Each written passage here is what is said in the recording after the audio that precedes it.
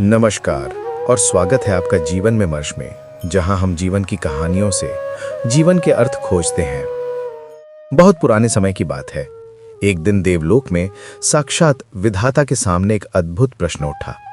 प्रभु, आपने सृष्टि को सब कुछ दिया, पर कोई संतुष्ट क्यों नहीं? हर प्राणी को लगता है कि जो मिला है वो अधूरा है। विधाता कुछ देर शांत रहे, फिर बोले, शायद अब समय आ गया है परीक्षा का। उन्होंने श्री चित्रगुप्त को बुलाया और एक दिव्य विज्ञप्ति तैयार करने का आदेश दिया।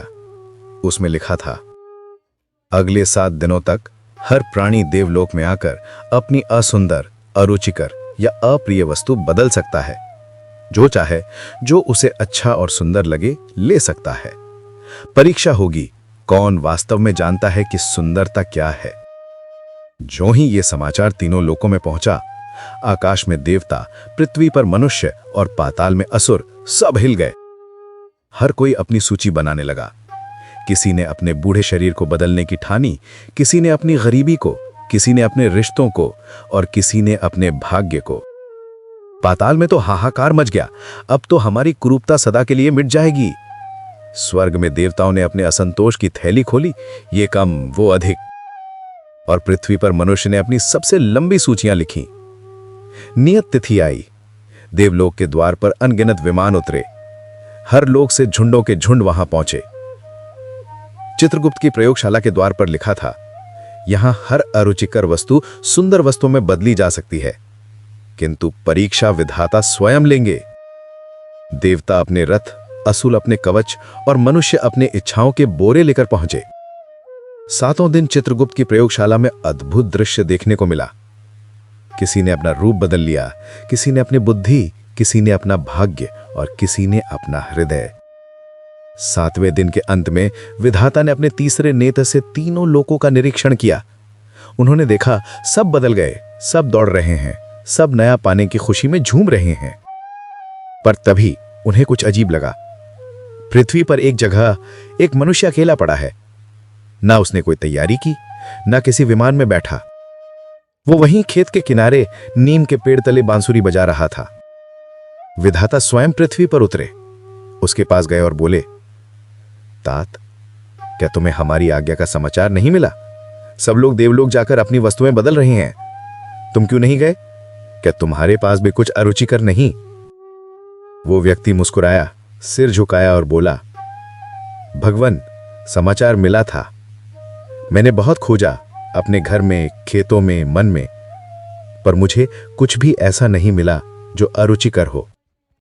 मुझे मेरा जीवन ही सबसे सुंदर लगा। दुख में भी रस है, संघर्ष में भी अर्थ है। यदि आप ये ले लें तो मैं क्या रह जाऊंगा? विधाता मौन हो गए। उनकी दृष्टि में अनोखी करुणा थी।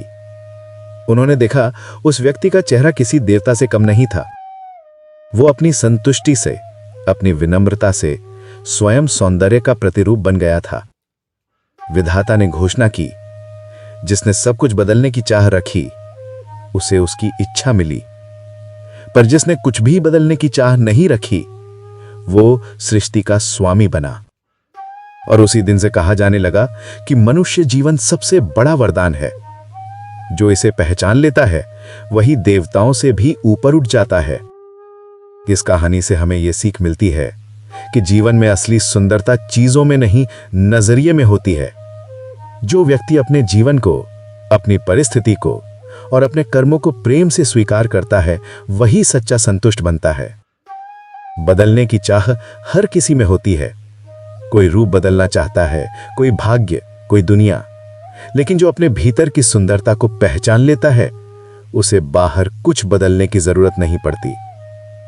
सच्चा देवलोक कहीं ऊपर नहीं, बल्कि मनुष्य के भीतर ही बसता है। जो इस रहस्य को जान लेता है, वही वास्तव में इस सृष्टि का राजा बन जाता है। अगर यह कहानी आपके मन को छू गई हो, तो जीवन विमर्श को जरूर सब्सक्राइब करें, ताकि अगली बार जब कोई नई सोच, नई अनुभूति जन्म ले, तो सबसे पहले आप तक पहुंचे। नीचे कमेंट में लिखिए कि आज की कहानी से आपको सबसे गहरी बात कौन सी लगी। धन्यवाद। मिलते हैं अगली कथा में, जहां हम फिर खोजेंगे जीवन के अर्थ, जीवन के विमर्श में